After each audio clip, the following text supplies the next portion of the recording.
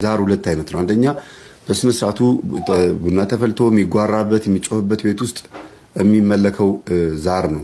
ሁለተኛው ዛር ደግሞ ምንም አይነት ባዕድ ይሄ አይፈልግም፣ ፕሮሰስ አይፈልግም፣ አምልኮ አይፈልግም።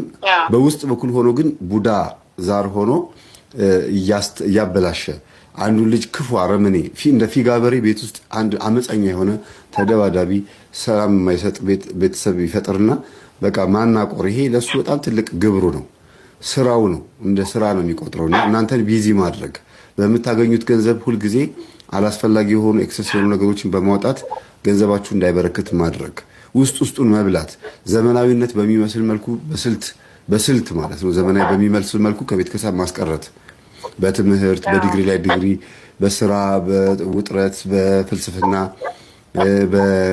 ሰነፍ አገልጋዮችን ካህናትን በማየት በማኩረፍ በምናምን ሃይማኖት በመቀየር ከቤተ ክርስቲያን ያስወጣል ማለት ነው። ይሄ ዛር መንፈሱ አምልኮ የማይፈልገው ቤት ውስጥ ፕሮሰስ የማይፈልገው ግን በደም የሚዛወረው መንፈስ ነው።